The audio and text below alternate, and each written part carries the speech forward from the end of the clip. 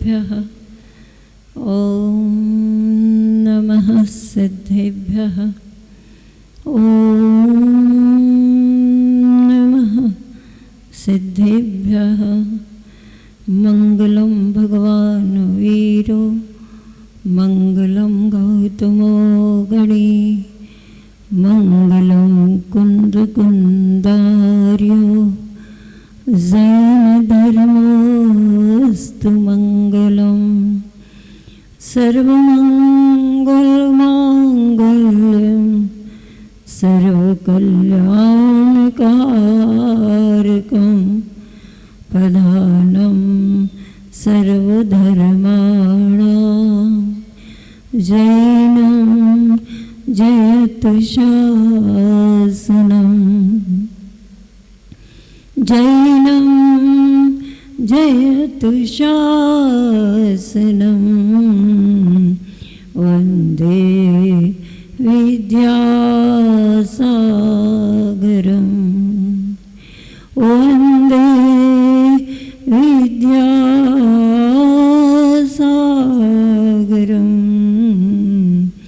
वन्दे समयसागरं जैनं जयतु शासनं। देवाधिदेव 1008 श्री चिंतामणि पार्श्वनाथ भगवान के वर्तमान शासन नायक श्री वर्धमान स्वामी जी के श्री सम्मेद शिखर सिद्ध क्षेत्र के आचार्य परमेश्वरी भगवंत गुरुवर श्री विद्यासागर जी महामुनि महाराज के जय। अभिनव आचार्य श्री समय सागर जी महामुनि महाराज के जय। निरापक श्रवण मुनि श्री समता सागर जी आदि समस्त मुनि संघ के जय। ज्येष्ठ हरिका श्री गुरुमती माता जी के जय। अहिंसा मई विश्व धर्म के जय। 105 आरिका रत्न धर्मती माता जी की जय। आरिका संघ की जय।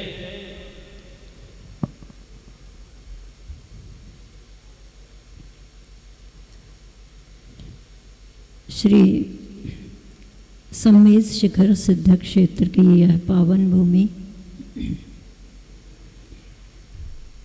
अनंत आत्माएं जहाँ से परमात्मा पद को प्राप्त कर चुकी है, भविष्य में भी अनंत आत्माएं परमात्मा पद प्राप्त करेंगी। ऐसी इस पावन सिद्ध भूमि पर आप सभी लोग सिद्धों की आराधना करने के लिए सिद्ध चक्र महामंडल विधान करने हरियाणा से, रेवाड़ी से और भी आसपास क्षेत्र से इस पावन भूमि पर आए हैं और बड़ी शांति के साथ यहाँ सिद्धों की आराधना कर रहे हैं। शांति के साथ का मतलब हो हल्ला नहीं कर रहे हैं, ऐसा पंडित जी बस बोल रहे हैं, है ना, कि आप लोग भी विधान पढ़ रहे हैं, पढ़ रहे होंगे, पुस्तकें सबके पास होती हैं और पढ़ना भी चाहिए, क्योंकि शब्दों का उच्चारण भी हमारे दिमाग पर बहुत असर करता है। चाहे विधान के शब्द हों, पूजन के शब्द हों, किन्हीं स्तोत्रों के शब्द हों, आचार्य कुंद कुंद की वाणी, आचार्य समंत भद्र की वाणी, आचार्य पूज्यपाद स्वामी जी की वाणी, किन्हीं की भी वाणी गुंथित हो, वह सब तीर्थंकरों की दिव्य देशना से ही प्राप्त हुई वाणी होती है। और इस वाणी को जिन्होंने गुंथित किया, शब्दों का रूप दिया, उन शब्दों को सुरक्षित रखते हुए पूर्वाचार्यों ने अपन सभी के समक्ष सुरक्षित रखा, क्योंकि उन्हें ज्ञात हुआ कि ये पंचम काल है, उसमें भी हुंडाओ सर्पणी काल है। धीरे धीरे बुद्धि ह्रास को प्राप्त हो रही है, क्षोभम कम होता चला जा रहा है, भौतिकता की चकाचौंध बढ़ती चली जा रही है, इंद्रिय सुख सामग्री बढ़ रही है और उसमें व्यक्ति का मन भी आगे बढ़ता चला जा रहा है।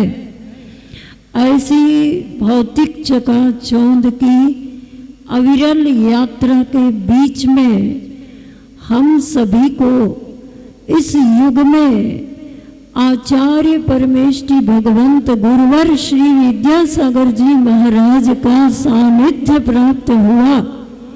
नाम सुनते ही आपकी पूरी तालियां जी भर के हाथ ऊंचा करके इस बहुमान में बजनी चाहिए। जब तक मैं दूसरा वाक्य प्रारंभ ना करूं, उनका इस सभा सदन में आप अपनी करतल ध्वनि से आह्वान कीजिए और वर्तमान आचार्य श्री समय सागर जी का भी आह्वान कीजिए और दोनों आचार्यों को उच्च आसन विराजमान करके ये मान के चलिए कि हे गुरुवर, आप ही हमारे लिए देशना दे रहे हैं। मैं तो बीच में माध्यम बनी हूँ बस। देशना तो प्रभु की ही है, देशना तो गुरु की ही है। उन्होंने जो सिखाया, पढ़ाया, दिखाया, चलना सिखाया, जो कुछ भी है इस मार्ग में, उन्हीं का सर्वस्व है। क्योंकि बचपन से अपने अंदर धर्म के प्रति रुचि होना, ये हमारे पूर्व के धर्मनिष्ठ संस्कारों का प्रभाव हो सकता है, होता है। लेकिन वर्तमान में उन संस्कारों का जागरण होना, उन संस्कारों का साकार रूप होना, इसके लिए गुरु की आवश्यकता होती ही होती है। ऐसे गुरु जिनकी चर्या स्वयं उनके गुरु ने कहा कि इनकी चर्या चतुर्थकालीन चर्या है। आचार्य गुरुनाम गुरु ज्ञान सागर जी महाराज, मुनि विद्यासागर जी की स्वाध्याय की प्रक्रिया, आहार चर्या, ध्यान की प्रक्रिया, बोलने की, जनसंपर्क आदि से बचने की, जो भी उनकी आत्मिक साधना देखते थे, सामने वाले श्रावक गण, श्रावक श्रेष्ठी जब उनके समक्ष ये बात रखते, आचार्य श्री आपका शिष्य तो बिल्कुल ऐसी ऐसी चर्या करते हैं, हम लोग नमोस्तु करने जाते तो भी दृष्टि उठाकर नहीं देखते, मौन है तो पूरा मौन का अच्छी तरह से पालन करते हैं, अपने मौन को गौण नहीं करते हैं। ऐसी जब बात रखी जाती थी तो आचार्य ज्ञान सागर जी हमेशा उनको एक ही बात कहते थे, हाँ, चतुर्थ काल में मुनि राजों की ऐसी ही चर्या होती होगी। आचार्य विद्यानंद स्वामी जी भी जो समाधिस्थ हो चुके, उन्होंने भी अपने प्रवचन में कहा कि ये आचार्य श्री विद्यासागर जी महाराज की चर्या तो चतुर्थकालीन चर्या है, चतुर्थ काल के मुनिराज ऐसे ही होते। अब अपना कितना अहोभाग्य है कि हम आचार्य श्री इस युग में जन्मे और हम सब उनके युग में जन्मे और ये पूरा युग आचार्य विद्यासागर युग के नाम से ही जाना जाने लगा है। हम से कभी कोई पूछे आप कौन से आचार्य के युग में जन्मे, तो हमारे मुख से एक ही बात निकलती कि हम आचार्य विद्यासागर जी महाराज के युग में जन्मे। ये तो बुंदेलखंडी व्यक्ति, श्रावक श्राविकाएं सब बड़ा अनुभव में लाते हैं और कहते ही हैं, क्योंकि जब आचार्य ज्ञान सागर जी महाराज समाधि में स्थित थे, उन्होंने आचार्य श्री जी को जो आशीर्वाद प्रदान किए वो सब उन्होंने स्वीकार किए। बहुत मुश्किल से गुरु दक्षिणा के रूप में आचार्य पद ग्रहण किया, नहीं चाह रहे थे, लेकिन फिर भी योग्यता और पात्रता को देखते हुए आचार्य ज्ञान सागर जी महाराज ने अपना आचार्य पद और बहुत अनुनय विनय के साथ बहुत लोगों का सोर्स लगा करके यह पद प्रदान किया था। और हम सभी वर्षों से, कई दशकों से देख रहे कि आचार्य श्री जी किस तरह से अपने आचार्य पद का निर्वाह करते रहे। कितनी कुशलता उनके अंदर थी, व्यवहारिकता के नाम से भी कितने कुशल थे वो। उनके अध्यात्म जागरण की साधना, चेतना के ऊर्ध्वारोहण की साधना, समाज के उत्कर्ष की साधना, तीर्थ उद्धार आदि की भावना और पूरी श्रमण संस्कृति क्या, पूरे जैन दर्शन की संस्कृति सुरक्षित रखने के लिए पता नहीं ऐसे कौन से संस्कार किसने उनके अंदर डाले कि जिससे वे अपने जीवन में इतने बड़े बड़े कार्य करते चले गए। आचार्य परमेश जी कितने प्रसंग, बहुत सारी पुस्तकें उनके व्यक्तित्व के विषय में अनेक लेखकों ने, अनेक मुनि राजों ने, अनेक आर्यकाओं ने कभी पूजन के माध्यम से, कभी विधान के माध्यम से, कभी संस्मरण के माध्यम से, तो कभी किसी भक्तिपरक अध्यात्म भजनों के माध्यम से उनके ही गुणगान को गाया है। आप लोगों का भी भाग्य इसी बीच में जागा। कौन जानता था हरियाणा कहाँ है, क्या है? जानते होंगे लोग, हरियाणा वाले जानते होंगे कि हाँ हम हरियाणा में हैं। हम लोग तो बचपन में नक्शे पढ़ते थे, जब उसमें देखते थे कि हरियाणा भी एक प्रदेश है और उसमें भारत देश में है, बस इतना मालूम था। आचार्य श्री जी के आशीर्वाद से गुना चातुर्मास करने के उपरांत आचार्य श्री जी ने महावीर जी जाने का आशीर्वाद, गंज वासुदा चातुर्मास करने के उपरांत महावीर जी जाने का 93 में आशीर्वाद प्रदान किया था। महावीर जी भी जाने का उद्देश्य था, दर्शन का भी, और फिर वहाँ एक माता जी अस्वस्थ हो गई, तो 4 महीने का समय हम लोगों को भीषण गर्मी में वहाँ रहने का अहोभाग्य प्राप्त हुआ। 50-50 डिग्री तक टेम्परेचर बढ़ता चला गया। जब चातुर्मास का समय निकट आया, आचार्य श्री जी से संकेत मंगवाए और ब्राह्मी विद्या आश्रम की संचालिका श्री मणिबाई जी के द्वारा हम लोगों को तिजारा क्षेत्र पर चातुर्मास करने का अवसर और आज्ञा संकेत प्राप्त हुए। महावीर जी में लोगों का आना जाना प्रारंभ हो गया और चूंकि तिजारा का संकेत मिला, पहले हम लोग विहार करते हुए तिजारा पहुंचे। वहाँ पर देखा आसपास का स्थान, वहाँ क्षेत्र का वातावरण, आप सब जानते हैं तिजारा में कौन से भगवान बोलना है? श्री चंद्रप्रभ भगवान। नीचे से दर्शन करें आप लोग। चंद्रप्रभ भगवान की अतिशयकारी प्रतिमा के समक्ष लोग किस किस मुद्रा में कैसे कैसे भावों से झूमते रहते, सब कुछ मैंने देखा वहां पर। वो वातावरण ऐसा कुछ था कि हम लोग सोच नहीं पा रहे थे कि यह चातुर्मास कैसे संपन्न होगा।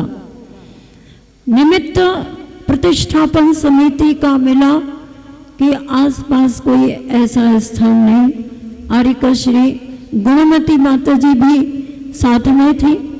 आरिका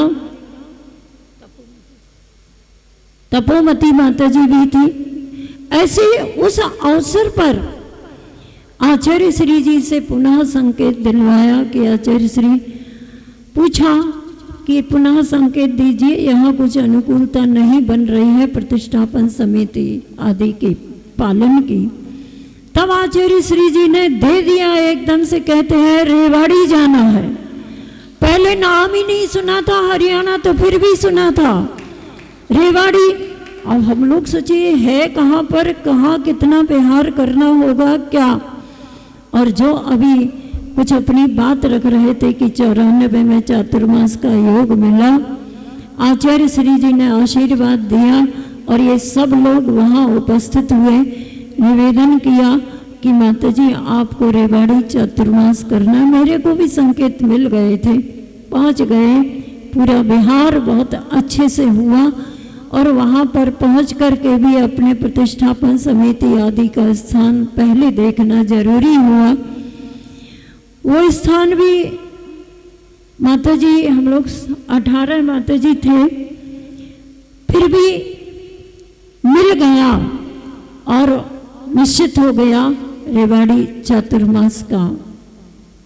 प्रथम बार संघ से कोई संघ वहाँ पर गया था। सारी भूमि का तैयार करना जिम्मेवारी का काम था। सभी माताजी अपने साधना रत थे और उसी साधना के बीच से आप सब लोगों को धार्मिक वातावरण बनाए रखने में सहयोग मिलता रहा। बड़े उत्साह के साथ अपने चातुर्मास के सारे कार्यक्रम किए और उसी का ये प्रभाव है कि आज लोग आचार्य श्री जी जहाँ जहाँ भी रहते थे वहाँ से आचार्य श्री जी के निकट दर्शनार्थ हेतु पहुँचते थे। और आचार्य श्री स्वयं आश्चर्य, हम लोग कहते थे वहाँ ऐसा है ऐसा है ऐसा है।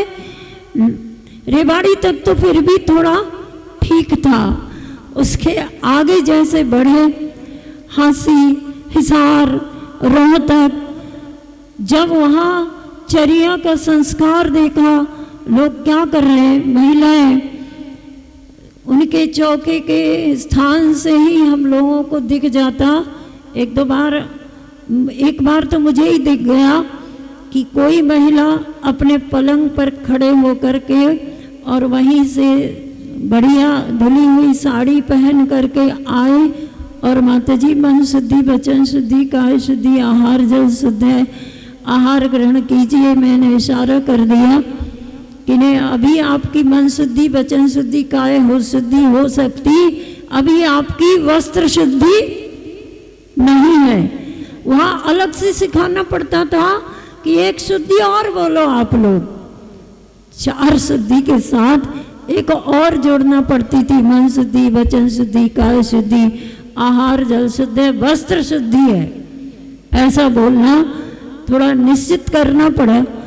ऐसे वातावरण में वहाँ पर आचार्य श्री जी ने कितनी भावनाओं के साथ क्या सोच करके वहाँ भेजा होगा और कितना प्रभाव उसका ये रहा। बहुत सारा का सारा प्रभाव मेरा या हम अकेले हम लोगों का नहीं, ये तो पूरे विश्व में एकमात्र और एकमात्र आचार्य श्री जी के आशीर्वाद का ही प्रभाव था। जब विमान जी का अवसर आया, विमान यात्रा, शोभा यात्रा निकलना थी रेवाड़ी में, तो कुछ बुंदेलखंड से युवा संगठन मुगावली आदि से आए हुए थे और इनके यहाँ भी वातावरण कुछ विशेष जागरण के साथ तैयार होता चला गया। आसपास के रिश्ते वाले आते चले गए। इसी के बीच में जब शोभा यात्रा की तैयारी हुई और शोभा यात्रा शुरू हुई, चलते चलते संपन्न हो गई, तो इनकी माँ मतलब वो बैठे उनकी श्रीमती शाम को आई, कहती हैं माता जी आज की शोभा यात्रा, विमान की शोभा यात्रा में बहुत आनंद आया, बहुत आनंद आया, बहुत आनंद आया। मैंने कहा क्यों, ऐसा तो हर साल तो होता है ना आपके यहाँ? तो बोले हाँ हर साल तो होता है, लेकिन इस बार ज्यादा आनंद आया। मैंने कहा क्यों आया आनंद? बोले हर वर्ष की अपेक्षा यहाँ कुछ फालतू आइटम थे। क्या कहा? कुछ फालतू आइटम थे। अब मैंने पूछा कि फालतू आइटम कौन से थे, मुझे बताओ तो जरा। तो पहले सबसे पहले तो आपका संग फालतू आइटम था, और ये मुगावली से आए सब श्रावक गण और बैंड बाजे आदि, इनकी प्रस्तुति भी फालतू आइटम था। अब मैं तो सुन के रह गई। हमने कहा ये क्या कह रही है, हम लोग फालतू आइटम है। अब समझ में नहीं आया। हमने कहा क्या कह रही हो, समझ के तो बोलो थोड़ा। तो कहती हाँ माता जी सही तो कह रही हूँ, फालतू आइटम तो थे इसीलिए तो और अच्छा रहा। फिर मैंने कहा फालतू का अर्थ क्या समझते हैं आप लोग? तो बोली फालतू का मतलब हमारे जितने आइटम होते थे उससे अतिरिक्त आइटम थे ये। मैंने कहा हमारे यहाँ बुंदेलखंड में हम लोग रहते, वहाँ भाषा में फालतू का मतलब होता है वेस्टेज, बेकार। कान पकड़ लिए उन्होंने।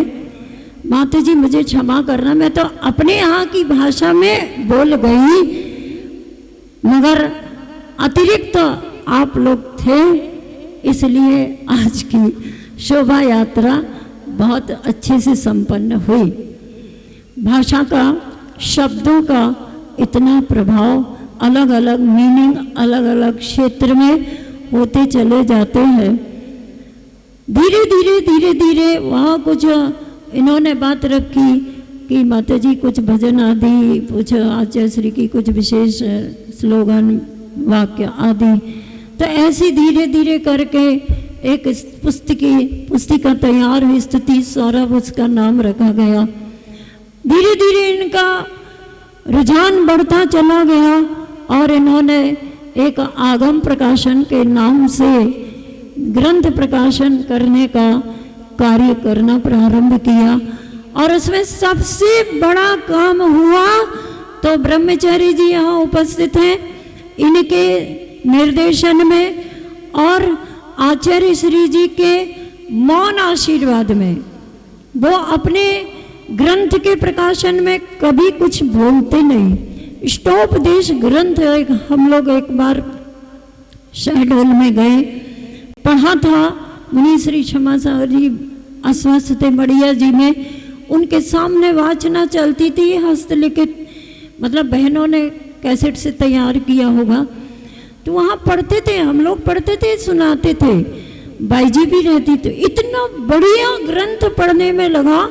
क्लास थी आचार्य श्री जी के द्वारा इष्टोपदेश ग्रंथ की शिक्षा, अध्ययन स्वाध्याय का। मैंने आचार्य श्री जी के सामने वह ग्रंथ लिख करके तैयार करके रख दिया और कहा आचार्य श्री जी इस ग्रंथ का प्रकाशन होना चाहिए, जन जन तक ये बात पहुंचनी चाहिए। आपके मुखार बिंद से निकले हुए वाक्य सुवाक्यों का समूह। तो आचार्य श्री जी मौन रहे, कुछ नहीं ना। उन्होंने पुस्तक उठा के यूं देखी। हमने कहा आचार्य श्री एक बार तो आप इसको यूं कर दीजिए। तो बस उन्होंने यूं किया, इष्टोपदेश देखा। बस मैंने कहा आचार्य श्री आपकी ज़्यादा अनुमति की जरूरत नहीं है, हम लोगों के पास एक नीति है, मौनम स्वीकृति साधनम। इसलिए मौनम स्वीकृति का कारण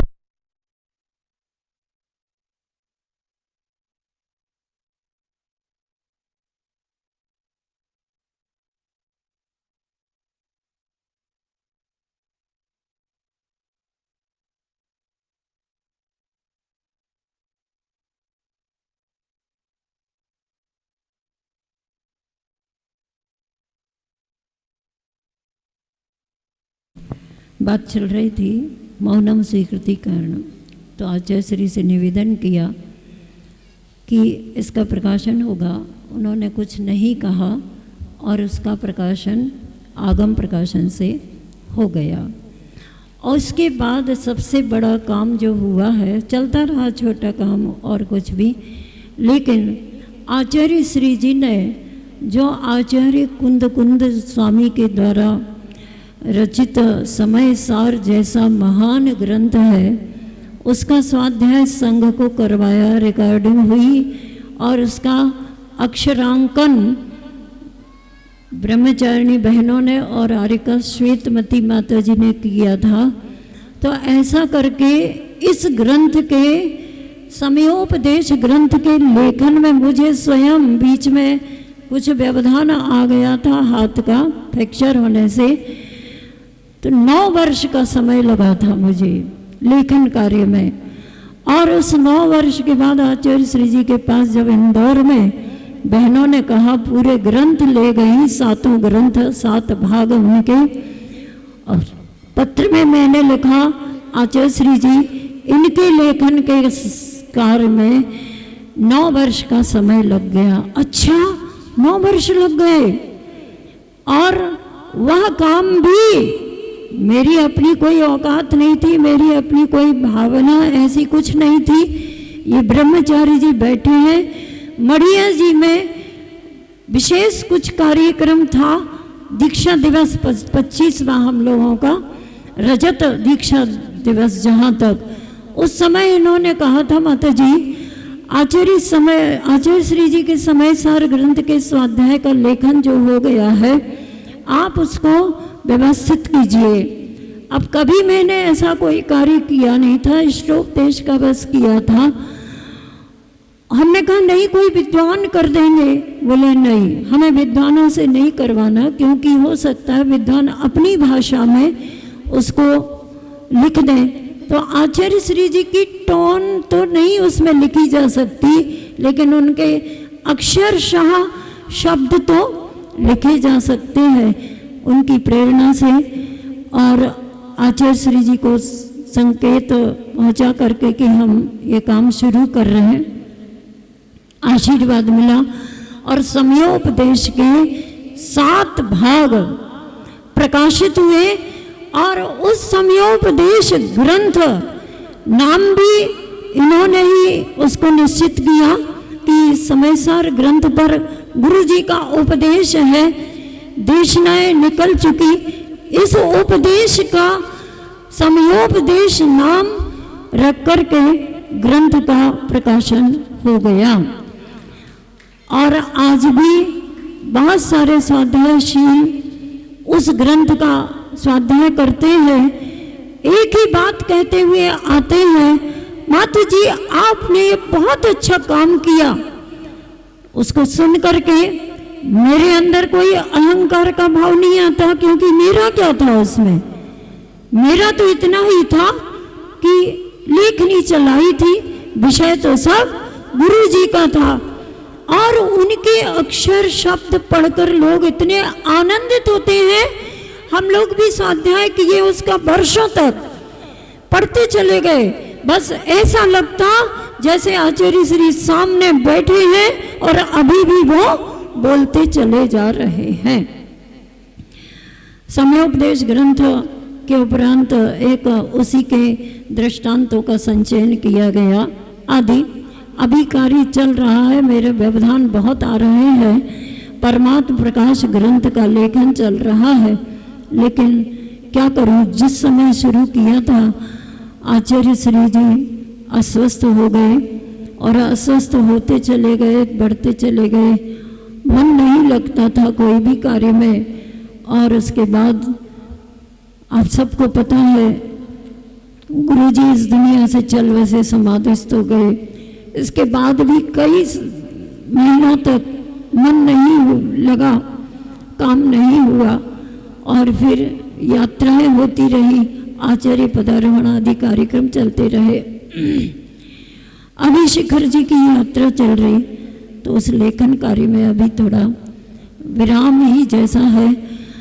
फिर भी मैंने अपने जीवन में एक ही मन बनाया था। लोगों ने कहा आचार्य श्री की पूजन बनाइए, आप पूजन लिखिए। मैंने कहा मुझे कुछ नहीं लिखना है, हाथों में जब तक शक्ति रहेगी मात्र और मात्र मैं आचार्य श्री जी के साहित्य का लेखन जितना कर सकूंगी तो करूंगी बस।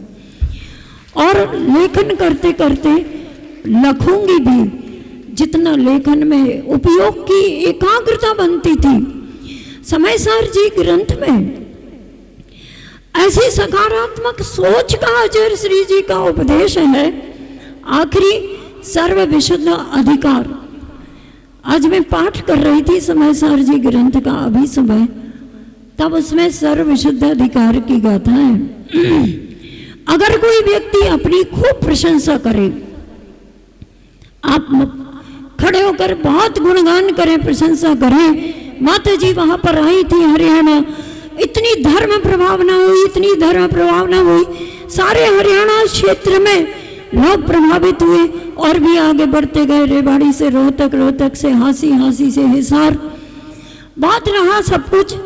लेकिन ये शब्द सुन करके अगर मैं अपने अहम भाव को बढ़ाऊं तो ये मेरी नकारात्मक सोच होगी। आचार्यों ने लिखा, आचार्य कुंद कुंद स्वामी जी ने, सद्दो नानम न हवदी जम्मा सद्दो नयाण दे किंची तम्मा अन्नम नानम अन्नम सद्दम जिना बिनती। ये प्रशंसा के शब्द कोई ज्ञान रूप नहीं है। ज्ञान सो शब्द नहीं है और शब्द सो ज्ञान नहीं है। शब्द भिन्न है और ज्ञान भिन्न है। इतनी बड़ी सकारात्मक सोच, वन्नो नानम न देती हवदी, ये वर्ण शरीर का रूप रंग हमारा ज्ञान स्वरूप नहीं है और ज्ञान का कोई वर्ण नहीं है। कोई अपने रूप का मत करे, कोई अपने शब्दों का मत करे, या कोई निंदा के वचन कहे, कोई प्रशंसा के वचन कहे। आचार्य श्री जी ने इसकी व्याख्या इतनी सुंदर ढंग से की है कि उसको पढ़ करके लगता है कि प्रशंसा में फूलना नहीं और अहंकार में अपने स्वरूप को भूलना नहीं। ये सूत्र उस व्याख्या में हम सबको प्राप्त हुए हैं। आचार्य कुंद कुंद स्वामी जी के समय सार को इतना सरल रूप देना आचार्य श्री जी के ही चिंतन के वश की बात थी।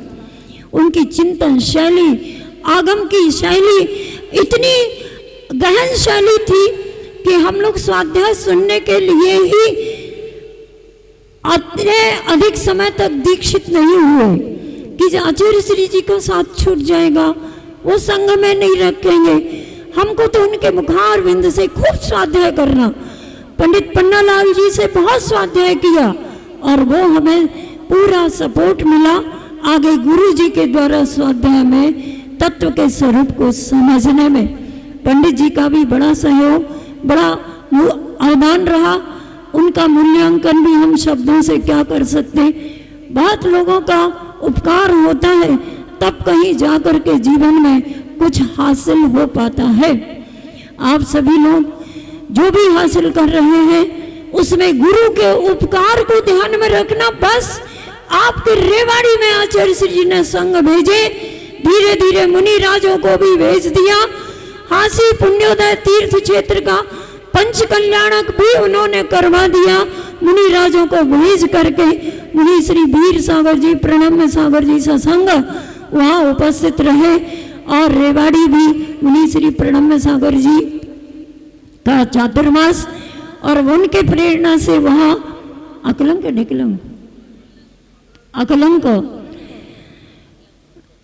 अकलंक विद्यापीठ छात्रों के अध्ययन हेतु एक संस्था का आशीर्वाद प्रदान किया। ये सब केवल आचार्य श्री जी का ही आशीर्वाद, उनकी ही कृपा का आप सब लोगों पर प्रभाव है। कृपा वर्षी यही बुंदेलखंड में नहीं, आचार्य ज्ञान सागर जी से उन्होंने पूछा, आप थे, मुझे कोई चिंता नहीं थी, अब मैं क्या करूं और कहां जाऊं?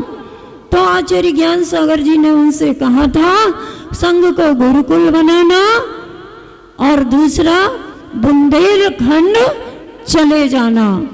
और बुंदेलखंड में रह करके आचार्य श्री जी स्वयं अनेक प्रांतों में भी गए, वापस कहाँ आए? बुंदेलखंड। संघ को भी भेजा, वापस कहाँ बुलाया? बुंदेलखंड। और सब बुंदेलखंड वासियों को ये अनुभूत होता गया कि ये आचार्य श्री जी बस हमारे आचार्य श्री जी हैं। सबको एक ही बात महसूस होती रही। मैंने एक बार आचार्य श्री जी से कहा था, आचार्य श्री जी रोहतक वाले वहाँ पर बैठे थे और आप लोगों ने भी बार बार निवेदन किया कि माता जी अब आप ही कह दो आचार्य श्री जी से। मैंने कहा आचार्य श्री आप अनेक प्रांतों में विहार किए हैं, एक बार बस एक बार आप हरियाणा में भी विहार कीजिए। आपके लिए चातुर्मास के लिए रानीला क्षेत्र है, पुण्योदय तीर्थ क्षेत्र है, वहाँ आपका आराम से अच्छे से निर्दोष चातुर्मास हो सकता है। तो उनसे आचार्य श्री जी बोले रोहतक वालों से, ये वहाँ के चातुर्मास के लिए कह रही है, देख करके आई है, इसको ही फिर से ले जाओ। और कुंडलपुर पंचकल्याणक के अवसर पर हांसी से भाई मुकेश और उनके पिताजी और पूरी कमेटी आती रही, निवेदन करती रही, पुण्योदय तीर्थ क्षेत्र बन के तैयार है और पंचकल्याणक महोत्सव भी हो गया। हम लोगों ने धर्मशाला भी बनाई है, वहाँ पर एक और बिल्डिंग स्कूल के अथवा जो आप चाहें वैसा हम लोगों को आशीर्वाद दें। तो आचार्य श्री जी ने कुंडलपुर पंचकल्याणक के अवसर पर वो हांसी के जो अब हिसार में रह रहे मुकेश भाई, उन्होंने कहा कि हाँ नाम लेकर के अरिका दृढ़मती को कह दो, बुला लो उसको कि हांसी में एक साधिका आश्रम करना है। अब मेरे पास वो आए, मैंने कहा मेरा नाम लेके? बोले हाँ आपको बुलाया और आपसे चर्चा भी करनी है। मध्याह्न में गुरुजी के पास पहुंचते हैं, आप देख रहे हैं साधिका आश्रम की ये साधिकाएं यहाँ उपस्थित हैं। आचार्य श्री जी ने 3 स्थानों पर साधिका आश्रम निश्चित किए, सागर, बंडा, आरोन, और इन तीनों के संचालन के लिए तीनों आरिकाओं को जिम्मेवारी दी और सागर का मेरे को कह दिया, बंडा का बड़ी माता जी के लिए, आरोन का आरिका से आदर्शमती माता जी के लिए, और हांसी के लिए फिर उन्होंने, मैं पहुंची तो आचार्य श्री बोले हाँ देखो वहाँ भी व्रती श्राविकाएं होती हैं, उनकी भी भावना हो सकती है। तो मैंने कहा यहाँ से साधिकाएं जाएंगी क्या? बोले यहाँ की तो यहाँ रहेंगी, उस यूपी में, दिल्ली में और हरियाणा में कोई भी व्रती श्राविकाएं अपने व्रतों का पालन घर पर अगर नहीं कर पा रही हैं तो उनके लिए वहाँ पर रखा जा सकता है। और ये बता रहे हैं कि बिल्डिंग तैयार है, इसलिए उस काम को देख लेना है।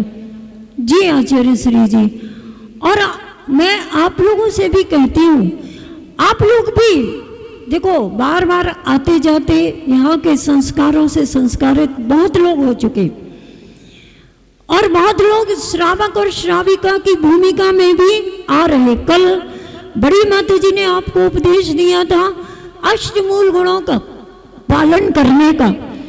आप लोग इतने ऐसे हो गए जैसे कि ये मेरे बस की बात नहीं है। ऐसा क्यों सोचते हैं? हम जो चाहें जिंदगी में हम वो काम कर सकते हैं। ऐसी विश्वास, आत्मविश्वास की शक्ति जागरण के साथ अपनी जिंदगी जीने का आनंद लेना चाहिए।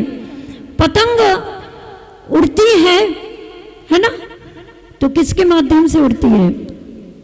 बोलो जल्दी। रेवाड़ी का ही प्रसंग है, मैं आपको बताती हूँ। वहाँ पतंग बहुत उड़ रही थी उस समय पर। बहनें आचार्य श्री जी के पास गई थी और आचार्य श्री जी के पास पहुँचे। मैंने पत्र लिख के दिया, आचार्य श्री जी अब हमें आपके दर्शन करने की बहुत भावना है। तो आचार्य श्री जी ने एक दोहा भेजा था, ईश दूर पर मैं सुखी आस्था लिए अभंग, ससूत्र बालक कुश रहे नभ में उड़े पतंग। अब मैं तो ये सोचती रही, हम लोग पतंग हो गए, डोरी उनके हाथ में है कि क्या है, हम लोग क्या पता रहस्य क्या है इस दोहे में। बस ये समझते रहे आचार्य श्री जी की पतंग हरियाणा में उड़ रही है, ऐसा सोच करके अर्थ निकाल करके।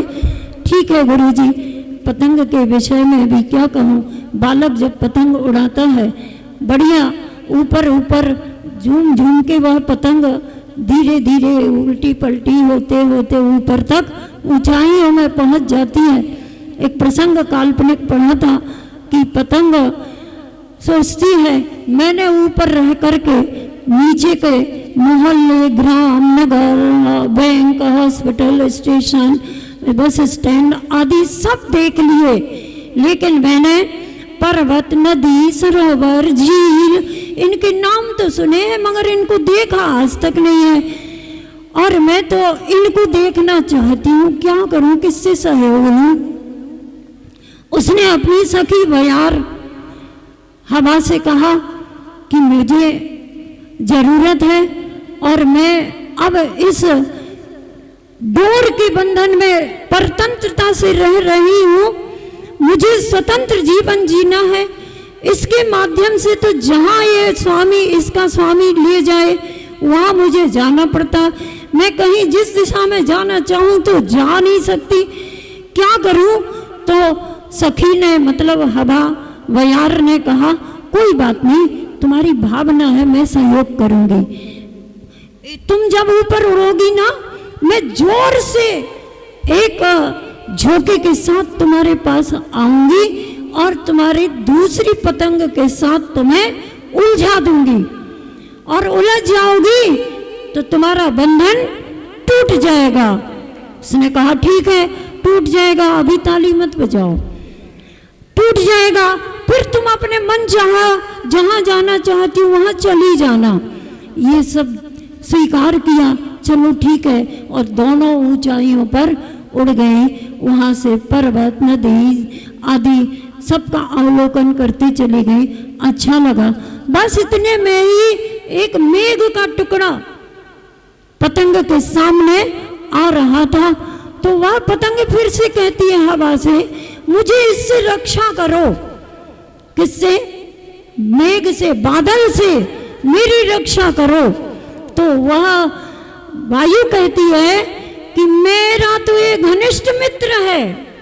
कौन? बादल। मेरा मतलब हवा का घनिष्ठ मित्र है। क्यों? ये मुझे शीतलता प्रदान करता है। हवा जब चलती है, रिमझिम बूंदाबांदी होती है, तो वायु कैसी होती? शीतल होती। मैं कैसे क्या करूं? चलो कोई बात नहीं, फिर भी साहस दिया, ठीक है देखते हैं, सामना करते हैं। और धीरे धीरे मेघ पतंग के पास आया और कुछ बूंदें बरसने लगी। पतंग की क्षमता के बाहर की बात हो गई। पतंग बूंदों से घबरा गई और नीचे गिरने लगी, और गिरते गिरते कहाँ गई? एक कचरे से भरे स्थान में जा पड़ी। अब वहाँ उस पतंग को मन में आता है, देखो जब तक मैं स्वामी की डोर में थी तो मेरी उड़ान ऊंचाइयों पर थी, और अब डोर से जब से छूटी हूँ और उसके साथ धीरे धीरे मैं कहाँ कचरे के स्थान पर आ पड़ी। ये तो क्या था? एक रूपक जैसा है। बंधु, हम ये बात कह के बात को समाप्त करना चाहेंगे कि हमारे जीवन रूपी पतंग गुरु की आज्ञा रूपी डोर से अगर बंधी रहेगी तो ये जीवन रूपी पतंग ऊंचाइयों पर उड़ती रहेगी। और जिस दिन गुरु की आज्ञा से, प्रभु की आज्ञा से, आगम की आज्ञा से टूट गई तो हमारा जीवन भी नरक निगोद जैसे गर्त में जा पड़ेगा। ज्यादा कुछ उपदेश देने की जरूरत नहीं। समझ में तो आ गई बात कि नहीं आई? कितने लोगों को समझ में नहीं आई? कितने लोगों को बात समझ में आ गई? इधर भी बैठे, इधर भी बैठे, सबको बात समझ में आ गई ना, है ना? तो क्या करना, अगर सही में समझ में आ गई, वैसे मुझे पता है आप लोगों को समझ में आई तो है, तभी तो आप रेवाड़ी छोड़ करके और सिद्ध चक्र विधान करने श्री सम्मेशघर जी सिद्ध क्षेत्र पर मुनि श्री निर्यापक श्रमण समता सागर जी आदि समस्त मुनि संघ और इतने विशाल आर्य संघ के सानिध्य में विधान करने आए। वास्तव में इस विधान के अवसर पर आप लोगों के निमित्त से हम लोगों को भी सिद्धों की आराधना के इस वातावरण में आने का अवसर प्राप्त होता है। ये पक्की बात है, आपको हमारे निमित्त से, हम लोगों के निमित्त से और हम लोगों को आपके निमित्त से। मुनि श्री जी भी कई बार विधान में जाते हैं, 13 पंक्ति में भी होते हैं। इन लोग को भी ऐसा था कि 13 पंक्ति में सबको मन होता है श्री पुष्पदंत भगवान जी की साक्षी में विधान करें, और वाकई में अच्छा भी बहुत अच्छा लगता है। लेकिन फिर भी इन रेवाड़ी वालों का मन था कि माता जी आप लोग तो रोज आएंगी ना वहाँ पर। मैंने कहा वहाँ तो ऐसी व्यवस्था चलती है, किसी दिन महाराज जी जाते हैं, किसी दिन कोई माता जी जाती हैं, किसी दिन कोई महाराज जी जाते हैं, ऐसा। तो फिर हमें तो सबका साथ चाहिए, मुनि संघ भी चाहिए, आर्य संघ भी चाहिए। तो मैंने कहा फिर इसके लिए तो इस परिसर में अगर विधान होता है तो यह योग संयोग बन सकता है। इन लोगों ने मन बना लिया कैसा भी होगा हम तो यही गुणायतन परिसर में संघ के सानिध्य में विधान करेंगे। आकर के निश्चित स्थान हो तो गया, वहाँ का था हॉल में जहाँ स्वाध्याय चलता। लेकिन मैंने ही कहा कि भाई इतने ये जो यात्री आ रहे हैं ये भी तो लाभ लेंगे विधान का, ये कहाँ बैठेंगे उसमें, उतने में तो आप ही लोग कुर्सी टेबल वाले, है ना, इसमें तो स्थान थोड़ा ज्यादा आरामदायक, आराम से बैठना, भगवान के गुणगान करना। कल शाम को सतना से, कटनी से श्री पंडित जी सिद्धार्थ जी आप सब लोग समझते हैं, और उनके बड़े भाई पहुँचे शाम को भक्ति के बाद। तो बहन ने कहा पंडित जी इस पे बैठ जाओ, थोड़ा स्टूल वगैरह ले लो। तो कहने लगे नहीं, हम स्टूल पर नहीं बैठ सकते साधुओं के सामने, और अभी जब तक बैठ के बने तब तक क्यों बैठे हैं हम स्टूल पर, है ना। मैं किन्हीं के आप लोगों के बैठने का कुछ नहीं कह रही हूँ आप तो बैठ ही चुके हैं, और सबको इसलिए भी बैठना जरूरी हो गया कि एक सा व्यवस्थित सब होकर के बैठ गए। और मैं जब रेवाड़ी में थी ना तो सही में बहुत लोगों के कहीं घुटनों में, कहीं कमर में बहुत ज़्यादा ऐसा देखने में आता था। तो मैं पूछती भी थी कि भाई यहाँ हमने बुंदेलखंड में ऐसे तो बहुत ज़्यादा नहीं देखा, यहाँ क्या ऐसी परेशानी है। सबको ऐसी ही परेशानी है, ऐसी चाल में, कुछ बैठने में, उठने में। तो बोले माता जी क्या पता यहाँ के कुछ पानी में कोई कमी है कि कुछ और गड़बड़ है। बहुत सारे लोगों को ये परेशानी होती है, परेशानी को दूर कर लो, कोई बाधा नहीं, लेकिन मन में कोई परेशानी रख करके सिद्धों की आराधना मत करना। ना घर की परेशानी ख्याल रखना, यहाँ आ गए तो ही आप शांति से विधान कर पा रहे हो। सच्ची बात है कि नहीं। रेवाड़ी में होते ना तो इतनी शांति से आप बैठे नहीं होते। कभी दुकान का ख्याल आता, कभी मकान का ख्याल आता, कभी बच्चों का ख्याल आता, कभी मित्रों का ख्याल आता, कभी किसी की वजह से विधान में से उठ के जाना पड़ता, बहुत सारी बातें होती। लेकिन यहाँ कोई चिंता है क्या? किसको चिंता है फिर? ये सब धर्मेंद्र को। पहले दिन पहुंचे, इनकी आंखों से आंसू आ रहे थे कि माता जी अब मुझे समझ में नहीं आता कहाँ क्या होना है, कैसे क्या होना। मैंने कहा चिंता मत करो, इतनी क्यों चिंता कर रहे हो, सब ठीक हो जाएगा, बस आप आशीर्वाद दो। आपसे आशीर्वाद से और महाराज जी के आशीर्वाद से सब ठीक होगा, निश्चिंत रहो। और दोपहर में देखा तो यहाँ एक जिनालय जैसा तैयार हो गया और देख करके सबका मन प्रसन्न हो गया। और यहाँ आपको आशीर्वाद सब कुछ मिल रहा है। आप बहुत अच्छे भाव से सिद्धों की आराधना कीजिए। दोनों पंडित जी 2-3 बार ये आए विधान आदि में, सहारनपुर में भी, खंडवा में भी। और आप लोगों को तो इन्हीं पंडित जी का सहयोग प्राप्त करना ही था और उनके सहयोग से आप उनके विधानाचार्यत्व के निर्देशन में यह विधान कर रहे हैं। अभी तो ठीक है, 8, 16, 32 अर्घ चल रहे, आगे और बढ़ते जाएंगे तो प्रवचन का समय थोड़ा कम होता चला जाएगा, कोई बाधा नहीं। और मैं तो आज मना कर रही थी, मैंने कहा इनको गुणमती जी को आप चली जाना अच्छा रहेगा, मेरे को थोड़ी परेशानी हो रही। तो कहती नहीं आपको, आपकी बहुत प्रतीक्षा है लोगों को, ऐसा वैसा। मैंने कहा मेरी प्रतीक्षा अकेली नहीं है, पूरे संघ की प्रतीक्षा है इन सबको, है कि नहीं? है ना? हाँ, कोई पर्सनल बात नहीं, इनमें कोई ऐसे संस्कार नहीं डाले गए कि किसी एक स्थान से बंध के रहना। अपने को साधु मतलब साधु और माता जी मतलब माता जी। फिर भी इन्होंने संकोच किया, नहीं माता जी आप ही चलो। जब पंडित जी पहुंचे, बड़ी माता जी ने, मैंने कहा माता जी आज मैं न जाऊं तो बोले मेरे से तो कहा था कल, तो मैं तो चुपचाप चली गई थी। बस इतनी बात थी कि मुझे भी चुपचाप आना हो गया। और माता जी का आज उपवास, मैंने कहा थोड़ा विधान में कोई बैठे तो भी इन लोगों को अच्छा लगेगा। तो माता जी ने कहा कि मेरा उपवास है आज, हो सकता है मैं बैठ जाऊंगी विधान के अवसर पर। मैं इतना नहीं सोची थी कि इतना बोल पाऊंगी या बोलूंगी, लेकिन हो गया, ये समय पूर्ण हो गया और सायरन भी बज ही चुका है। मैं विराम देती हूँ अपने आप को, वाणी को।